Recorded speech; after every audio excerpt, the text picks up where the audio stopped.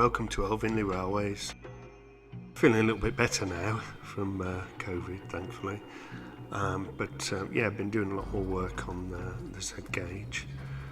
This picture is pretty much where we left off, and since then bought a few little bits of N-gauge stuff which I've sort of modified a little bit to fit a Z gauge layout.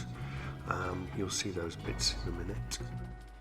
But yeah, this video is going to be an old-fashioned slideshow with a little bit of video at the end.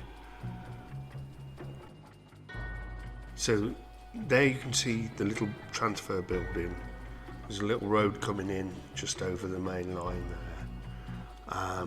And this was from a 3D printer on eBay. And they basically sell N-gauge bits and pieces. But the little pallets seemed perfect for Z to me, and the little shed was an actual barn in N-gauge. It's made from 3D print and etched parts, so it's quite easy to make.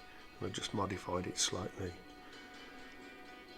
Here you can see an overall view of the layout. I also bought some tunnel mouths on eBay from someone who they basically cast them themselves, as far as I can tell. They're quite nice little things. So they were painted a bit, but I've repainted them.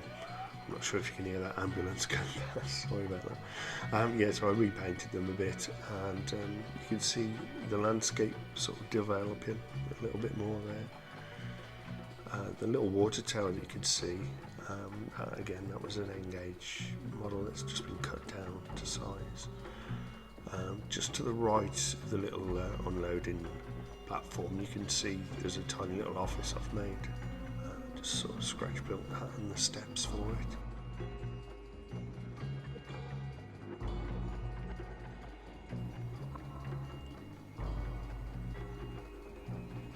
Here you can see where I've put a lot more filler onto the polystyrene. It's quite effective. I bought this filler I'd never used before called One Strike. It's made by Everbuild. You picked up the container and you thought there's nothing in here. It feels empty, but yeah, it worked amazingly well. Very light, and it's sort of texture of cream. It's very strange. There's no grittiness to it, but yeah, it worked really well. Here you can see I've done a bit more work on the waterfalls. They look very blue there. That was toned down, and various layers have been added since then. But you'll see that in a sec. You can see how things have been built up behind Little Goods depot.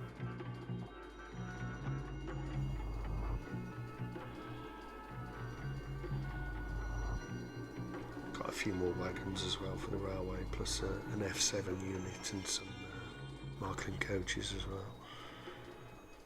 The F7 units by Microtrains. You can see the water's coming on there. It will dry much more transparent than that, but it looks quite good like that, so I probably will add some white effects to it once it is dry. And there I've basically painted all the rocks. By this point I've put some scatter over various bits, but by no means sort of finished.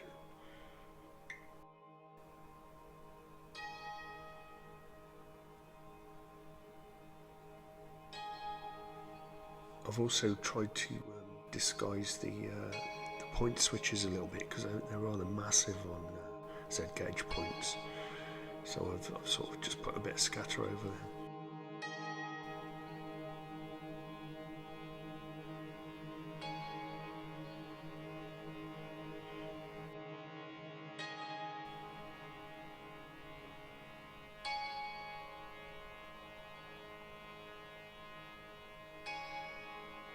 I think on the video that I did before this, you could see a lot of the methods I use, so there wasn't really any point going over that again. I thought it'd be much easier just to do a bit of work and then take a photo rather than anything else.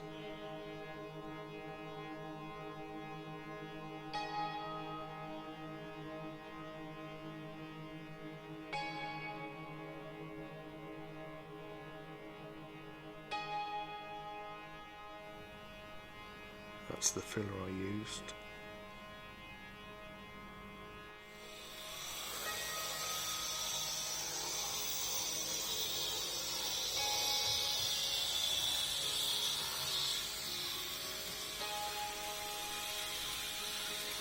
You can see the new coaches.